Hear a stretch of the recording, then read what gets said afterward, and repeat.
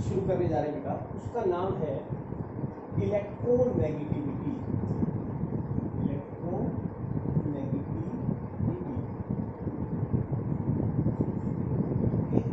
तो सबसे पहले ये समझते हैं कि इलेक्ट्रोनेगेटिविटी होती है।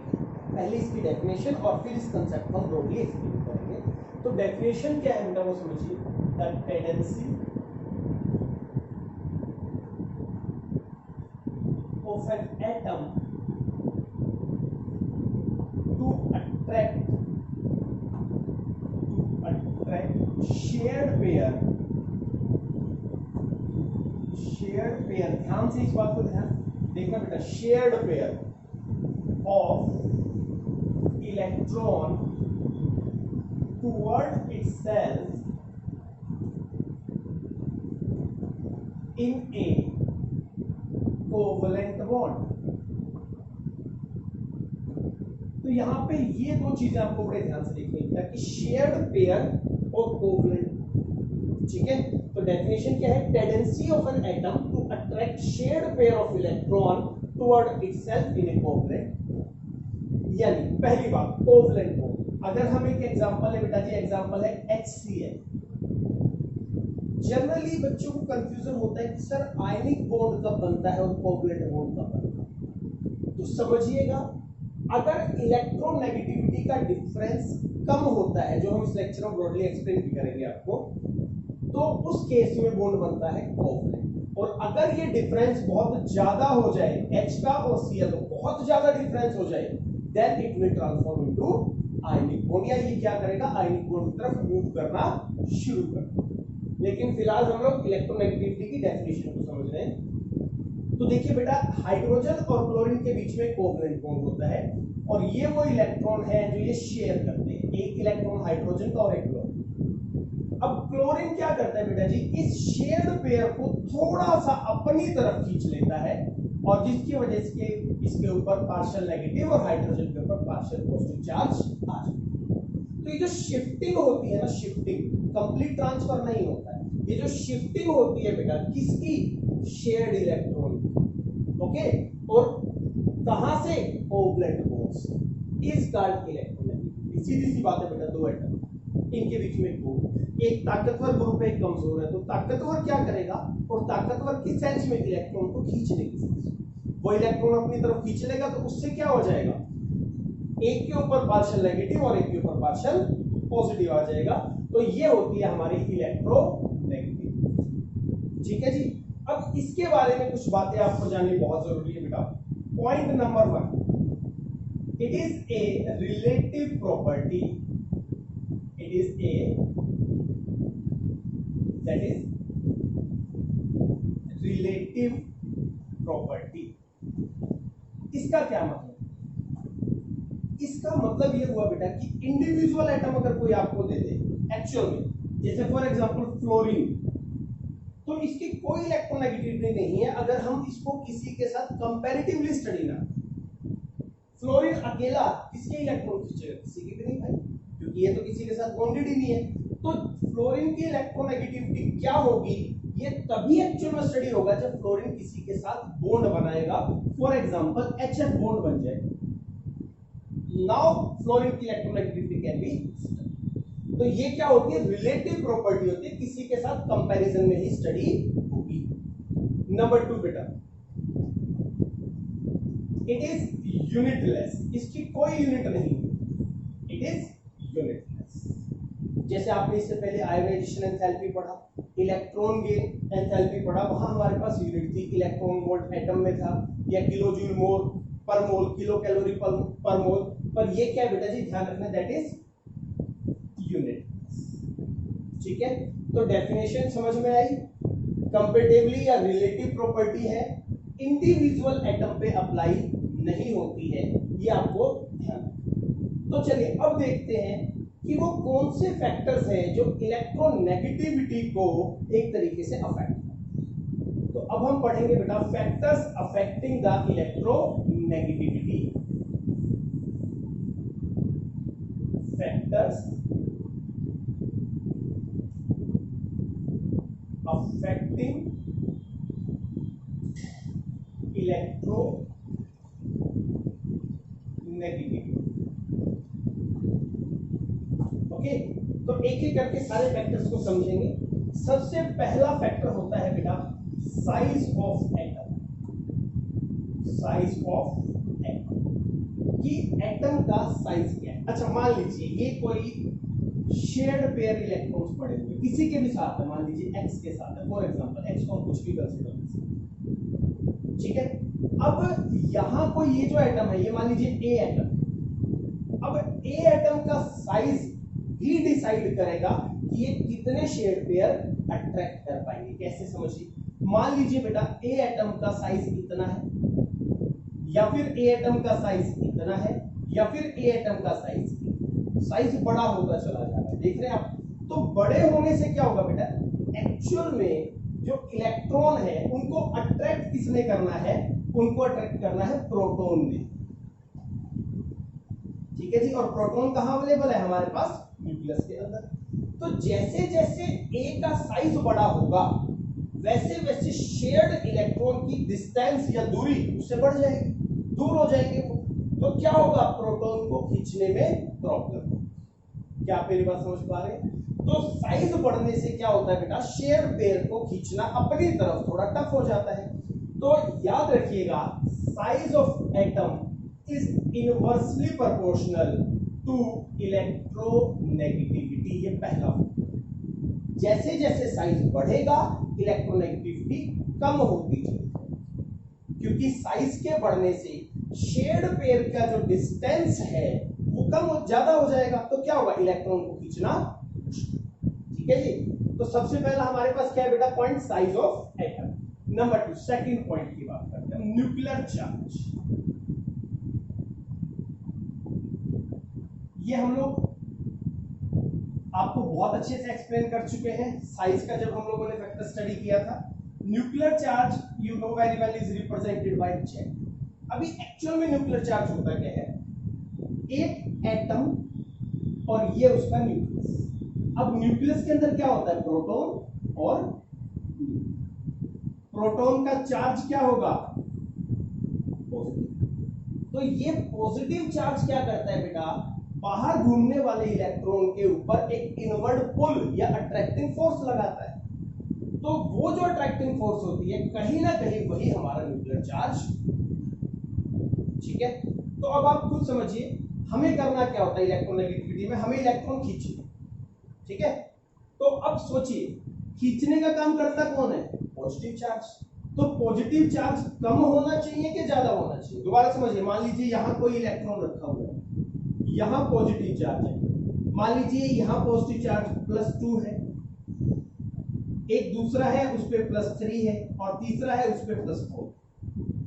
तो +4 ज्यादा पॉजिटिव है तो ज्यादा इजीली इन इलेक्ट्रॉन्स को अपनी तरफ अट्रैक्ट कर पाए। कम पॉजिटिव होगा कम अट्रैक्ट करेगा, क्यों, क्योंकि इलेक्ट्रॉन तो नेगेटिव है, उसको किसने अट्रैक्ट करना है बेटा, पॉजिटिव चार्ज ने।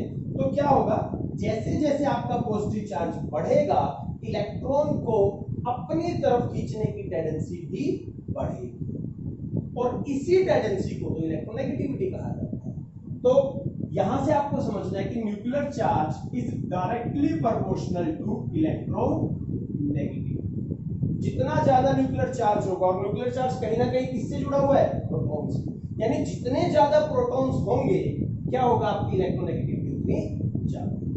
लेकिन एक बात समझना है बेटा, जो एक्चुअल रिजल्ट आता है ना इलेक्ट्रोनेगेटिविटी, एक्चुअल रिजल्ट फाइनली वो इन सब का, या और भी अभी फैक्टर पड़ेंगे, उनका कंबाइंड रिजल्ट। हम कभी ये नहीं कह सकते कि जी इसके हिसाब से बढ़ रही है तो बढ़ रही, नहीं, इसको भी स्टडी करना है, इसको भी स्टडी करना। हो सकता है एक फैक्टर बढ़ा रहा हो सकता है एक फैक्टर घटा रहा हो, दोनों चीजें हो सकती हैं उस केस में। तो क्या करना है, आपको सारे फैक्टर्स को कंपाइल करके देखना। क्लियर है, ये बात समझ में आ रही है? तो चलिए इसके बाद थर्ड फैक्टर देखते हैं बेटा, साइज ऑफ एटम के बाद। Our third factor is charge on cation. Charge on cation, चलिए समझते हैं। मान लीजिए मेरे पास आयरन है, आयरन के ऊपर +2 चार्ज है, और वहीं पे एक दूसरा आयरन का आयन है बेटा, एक फेरस है एक फेरिक, एक के ऊपर +3। तो इस +2 का मतलब क्या हुआ, 2 इलेक्ट्रॉन्स की कमी है। इस +3 का मतलब क्या हुआ, 3 इलेक्ट्रॉन्स की कमी। क्लियर है। तो अब इस केस में सोचिए, अगर किसी इलेक्ट्रॉन को अट्रैक्ट करना है तो कौन जल्दी अट्रैक्ट करेगा, एक के ऊपर +2 चार्ज यानी कि 2 की कमी और एक के ऊपर 3। क्लियर है। तो होता क्या है बेटा, जितना ज्यादा पॉजिटिव चार्ज होता है वो उतना ज्यादा नेगेटिव को अपनी तरफ अट्रैक्ट करता है। तो more will be the positive charge on cation, higher will be the electronegative. तो हम क्या कह सकते हैं चार्ज ऑन कैटायन में, you can say electronegativity is directly proportional to positive charge on cation. जितना ज्यादा पॉजिटिव चार्ज होगा, अगर हम इसको रैंडमली देखें, मान लीजिए मेरे पास एक A+ है, A2+ है और A3+।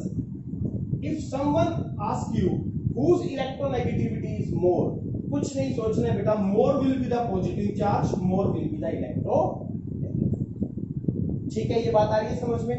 चलिए नेक्स्ट फैक्टर की बात करते हैं बेटा, दैट इज फैक्टर नंबर 4, और you can see charge on anion. अब आप खुद अंदाजा लगाइए थोड़ा थोड़ा। मान लीजिए मेरे पास X नेगेटिव है और X2 नेगेटिव। करना क्या है मुझे, इलेक्ट्रोनेगेटिविटी में तो मुझे इलेक्ट्रॉन को, ये मान लीजिए मेरा इलेक्ट्रॉन है, ये मेरा इलेक्ट्रॉन है, मुझे इसे अट्रैक्ट करना है ना, अपनी तरफ खींचना। तो यहां क्या है बेटा जी, एक नेगेटिव है। अब नेगेटिव नेगेटिव को क्या करेगा, रिपेल करेगा। यहां कितने नेगेटिव है, 2 नेगेटिव है, तो यहां रिपल्शन क्या होगा, ज्यादा, और रिपल्शन होने से चीज दूर जाती।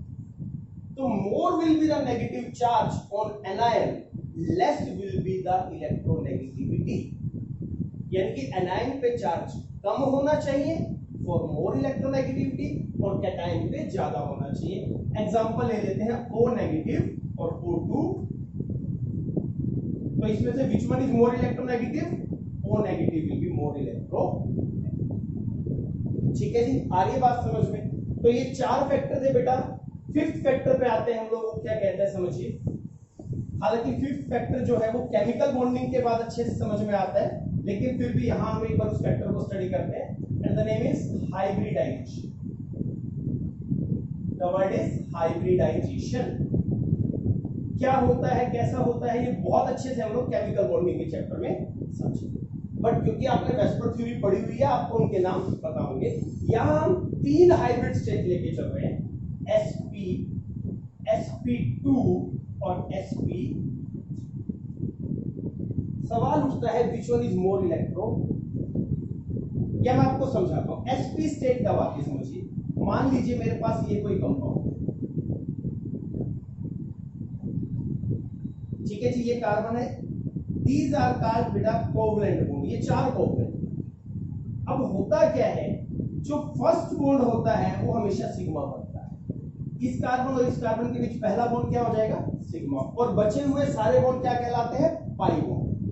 दोबारा समझिए, कार्बन कार्बन के बीच में अगर कभी पहला बॉन्ड बनेगा, this will be sigma bond. अगर दूसरा बॉन्ड बनने लगा तो एक सिग्मा, एक होता है पाई बॉन्ड। अगर 3 बॉन्ड बने बेटा तो एक सिग्मा 2 पाई बॉन्ड, यानी 2 एटम के बीच में सिग्मा बॉन्ड एक ही होता है, बाकी के सारे बॉन्ड पाई बॉन्ड। तो अगर मैं बात करूं इस कार्बन की, तो एक सिग्मा बॉन्ड इधर, एक इधर, क्योंकि ये दोनों तो पाई है। तो how many sigma bonds are there, 2 sigma bonds. ठीक है जी, दूसरा मॉलिक्यूल लेते हैं। मान लीजिए मेरे पास ये कोई स्ट्रक्चर है बेटा। अभी मैं आपको sp, sp2, sp3 समझा रहा हूं। देखिए कार्बन और हाइड्रोजन, ये वाला bond sigma bond, carbon hydrogen एक ही बॉन्ड है तो सिग्मा, कार्बन कार्बन पहला बॉन्ड सिग्मा, दूसरा बॉन्ड। तो इस कार्बन पे कितने सिग्मा बॉन्ड बने, 3 सिग्मा बॉन्ड बने।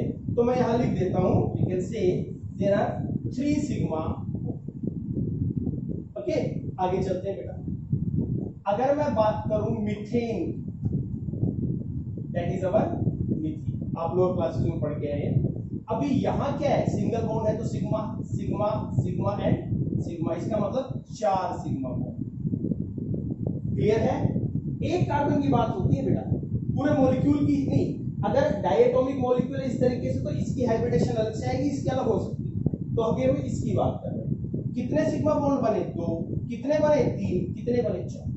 तो अगर 2 सिग्मा बॉन्ड बनते हैं तो हाइब्रिडाइजेशन होती है sp। अगर 3 सिग्मा बॉन्ड बनते हैं बेटा जी तो हाइब्रिडाइजेशन होती है sp2, और अगर 4 बनते हैं तो हाइब्रिडाइजेशन होती है sp3। ये हम हाइब्रिडाइजेशन में बहुत इलैबोरेट करके आपको बताएंगे। अभी आप एक बार समझ लीजिए कि sp कब होती है? जब 2 सिग्मा बॉन्ड हो, sp2 3 सिग्मा बॉन्ड और sp3 4 सिग्मा बॉन्ड। ये हम ऑर्गेनिक को थोड़ा सा आपको एक तरीके से हल्का सा इंफॉर्मेशन दे रहे हैं उसकी। अब देखिए sp ये हाइब्रिडाइजेशन है, तो इसमें s और p का कंट्रीब्यूशन कितना है? You can easily find out, क्योंकि दोनों का एक एक है तो 50-50% हो जाएगा। आधा आधा है ना, एक s है और एक p 100% अगर होगा। अब यहाँ क्या है बेटा? s एक है लेकिन p 2 है, तो s कितना हो जाएगा? अप्रोक्स 33.3%, और ये कितना चला जाएगा? अप्रोक्स 66. तो p का जो कंट्रीब्यूशन है वो इतना, और s का कंट्रीब्यूशन sp3 में 4 आ गए बेटा जी, एक s और 3 p। तो अब उसे अगर हम डिवाइड करें तो s का कंट्रीब्यूशन हुआ 25, और p का कंट्रीब्यूशन कितना हुआ 100 में? 75, क्योंकि 3 भाग तो p है हमारे पास। तो ये देखिए बेटा, sp अगर हाइब्रिडाइजेशन है तो 50-50, sp2 है तो 33.3, 66.6, और sp3 है तो 25 और 7। ये बात क्लियर है? अब यहां से हम आगे चलते हैं कि इलेक्ट्रोनेगेटिविटी को कैसे जस्टिफाई करते हैं। देखिए बेटा, जितना ज्यादा s कैरेक्टर होता है, जितना ज्यादा s कैरेक्टर होता है, अब s से मतलब हमारा s जो आपका सबशब्द है sp_df, तो जितना ज्यादा s होगा वो न्यूक्लियस के उतने नजदीक होगा। s कम हो रहा है, p बढ़ रहा है, यानी कि न्यूक्लियस से दूरी थोड़ी बढ़ गई। p बहुत ज्यादा बढ़ गया, न्यूक्लियस से दूरी बहुत ज्यादा बढ़ गई। क्लियर है? तो अगर मैं ये देखूं कि इन तीनों में न्यूक्लियस के नजदीक कौन होगा, तो मेरा जवाब होगा जिसमें s कैरेक्टर सबसे ज्यादा होगा। ठीक है जी, तो s कैरेक्टर किसमें सबसे ज्यादा है बेटा जी? ये रहा मेरा 50%, तो ये s कैरेक्टर सबसे ज्यादा है। और अगर s कैरेक्टर ज्यादा है तो समझ लीजिए इलेक्ट्रोनेगेटिविटी भी ज्यादा। क्यों? क्योंकि s का साइज छोटा है, न्यूक्लियस के ज्यादा नजदीक आ जाएगा और इलेक्ट्रॉन को खींचने में आसानी है। देखिए सोच के देखिए, मैं यहाँ ये मान लीजिए न्यूक्लियस s यहाँ है, तो s अगर ज्यादा है तो इलेक्ट्रॉन मान लीजिए s के बाद है तो इसके बैक साइड में होंगे। सोच के देखिए, ये न्यूक्लियस, ये s, इसके बैक। लेकिन अगर s की बजाय p आ जाए, अब p तो दूर होगा ना, p थोड़ा बड़ा है, s के बाद p है, p है यहाँ। अब न्यूक्लियस तो वही है लेकिन p यहाँ है, तो इलेक्ट्रॉन p के बाद होंगे। सोचिए यहाँ अगर इलेक्ट्रॉन है तो खींचना आसान है बेटा, दूर होते जाएंगे खींचना मुश्किल होता जाएगा। तो more will be the s character, note कर लीजिएगा इस बात को, मोर विल बी द इलेक्ट्रोनेगेटिविटी। तो इस तरीके से ये हमारा सिस्टम, तो जितना ज्यादा s कैरेक्टर होगा बेटा आपकी इलेक्ट्रोनेगेटिविटी उतनी ज्यादा होगी।